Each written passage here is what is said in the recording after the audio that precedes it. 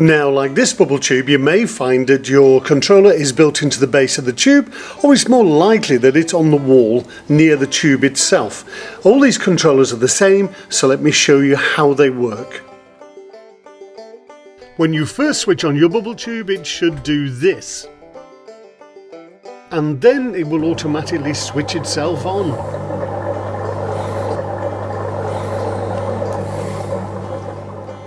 When it's first switched on, you'll probably find it says Program 1, Passive and Off. All you need to do to switch the bubble tube on is press the little button here that says Enter. Try that now.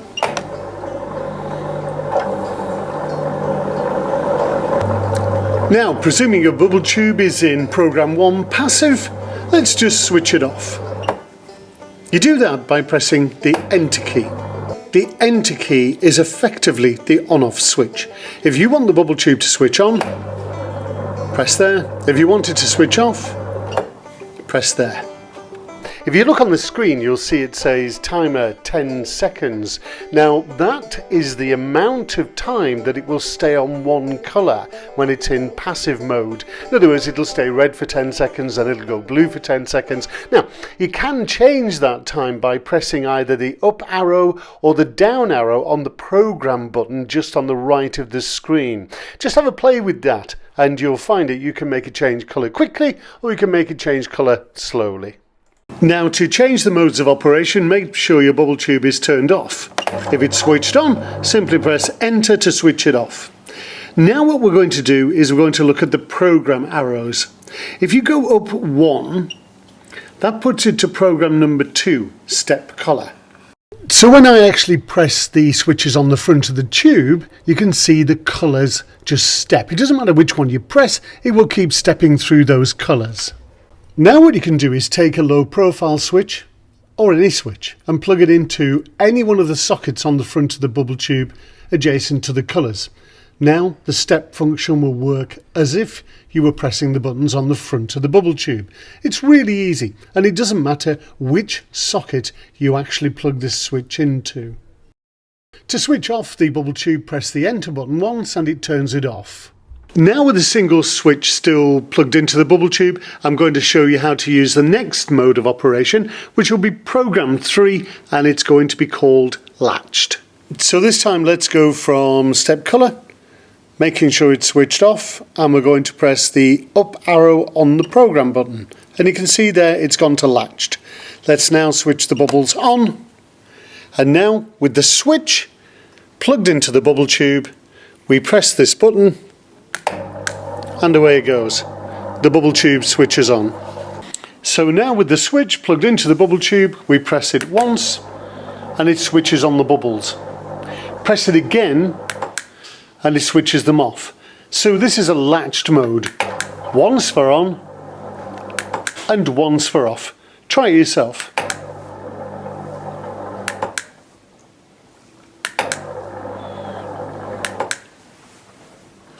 Now making sure Latched is switched off, let's go to program number 4 by pressing the program button up once. That's momentary. This is just a little different. Let's switch it on, and with a single switch we're ready to go. So this time when I press the switch, I have to hold it down to keep the bubble tube switched on. When you plug a single switch into the bubble tube, it will step through the colours each time you press the switch. However, if you'd like the colours to match the switch, then you need to do something just a little different. What you actually need to do is plug 2 switches in. This will now mean that yellow will make it go yellow and green will make it go green. If you want to just use a single switch, then you simply need to hide that switch away. So now we just have the yellow switch operating the bubble tube. Now let's look at the next mode of operation. We're in momentary a moment ago, so let's switch it off. And then program arrow up 1, so it says timed. Now I'm going to take a red switch. I'll just plug it into the red socket here. And now it's switched on. Let's see what happens. press the switch and it will stay on for a certain amount of time, but we can vary that time. If you look closely, you'll see that it says timer 3 seconds, and let's increase the time by pressing the up arrow. So now when I hit the switch for the bubbles, it'll stay on for 10 seconds. Okay, let's just make it a fairly short 10 seconds. So with this bubble tube, what you can do, you can set it to go for quite a long period of time or a really short period of time, whichever you need. Now let's go from timed to Simon. We'll switch it on. It says there B, R, Y and G. Now that's blue, red, yellow and green, and what we need to do is plug in a blue switch, a red switch, a yellow switch and a green switch, and this will work great. Now if I press the enter button once more, it says there 3 rewards. Now the rewards are the amount of bubbles that we're going to get when we actually match the colours that Simon is asking us to match. I can increase the amount of rewards by pressing the program key up, so there it'll give us 5. So let's opt for 2 rewards. That'll do if I get it right. It's now ready to go. So at the moment we're being prompted to press the red switch. So let's press, when it asks me, red. And now we get 2 sets of bubbles going up the tube. Okay, the bubble tube will go a different colour and it'll ask me to match the colour. It's gone blue, so let's press the blue switch. And there we get 2 rewards. Wonderful. Now, what happens if you get it wrong? Well, it's now going to change the colour and it's asking me to press yellow. So now I'm going to press blue.